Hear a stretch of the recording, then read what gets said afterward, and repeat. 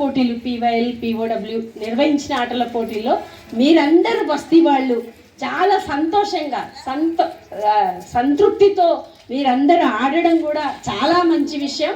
నాకు చాలా సంతోషంగా కూడా అనిపించింది. పిల్లలు పెద్దవాళ్ళు అందరూ కూడా పోటాపోటీగా ఆడడం అనేది అది మనమందరం ఒకటే అనడానికి మళ్ళీ ఒక నిదర్శనంగా కనబడింది. జనరల్గా పండగలు అంటే ఇళ్లలో ఎవరికి వాళ్ళు చేసుకునేది అయితే ఇది మనందరి పండగ, మన ఆటో కార్మికుల కుటుంబాలందరి పండగగా ఈరోజు మనం నిర్వహించుకోగలిగాం. గెలుపు ఓటములు కంటే కూడా మనం చూసేది ఏ కుటుంబం గెలిచింది, ఏ పిల్లలు గెలిచింది అనే దానికంటే కూడా గెలుపు ఓటముల కంటే మనమందరము కలిసికట్టుగా ఉండే మన ఐక్యత అనేది చాలా ముఖ్యమైనటువంటి విషయం. అది మీ అందరి దృష్టిలో పెట్టుకోవాలి. నాకు ఇంకా బాగా అనిపించిన విషయం ఏంటంటే పెద్దవాళ్ళు చిన్నవాళ్ళ కంటే ఎక్కువ యాక్టివ్గా ఆడారు ఈరోజు. కాళ్ళ నొప్పులు ఉండని, మోకాళ్ళ నొప్పులు ఉండని, ఏమున్నా ససేమిరా ఎట్లాగైనా ఈ ఆటలో ఆడాలి అనేటువంటి దృక్పథంతో అదే మన ఆర్గనైజేషన్ మనకు నేర్పిన చైతన్యం.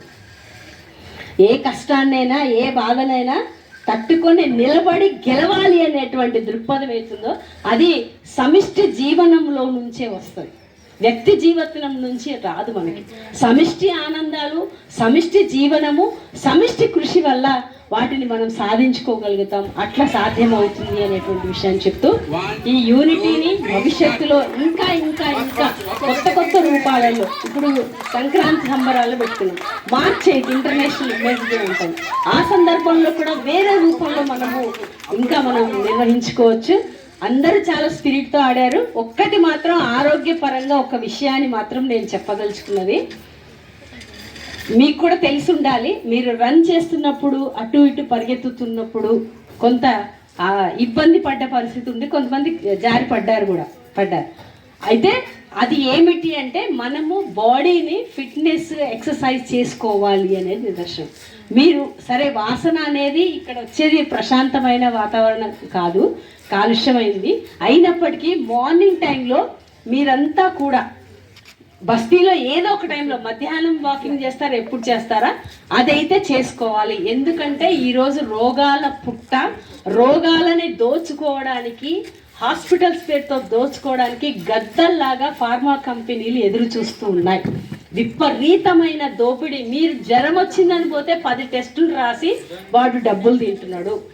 చిన్న రోగానికి కూడా 10 టెస్టులు రాస్తున్నాడు, దానికి రోగానికి సంబంధం లేదు.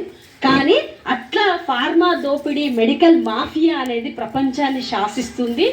మనం కూడా దానికి అతీతులం కాదు. కాబట్టి ఫిజికల్ ఫిట్నెస్ అనేది తప్పనిసరిగా మనం పెట్టుకోవాలి.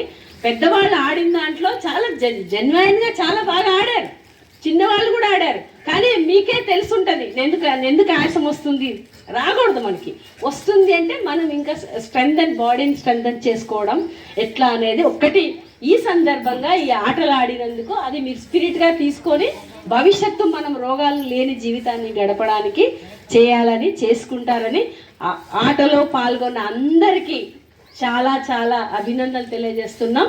పిల్లల ఆట లాస్ట్ది ట్విస్ట్ అందరూ నవ్వారు, అది నాకు చాలా సంతోషాన్ని ఇచ్చింది. Thank you very much.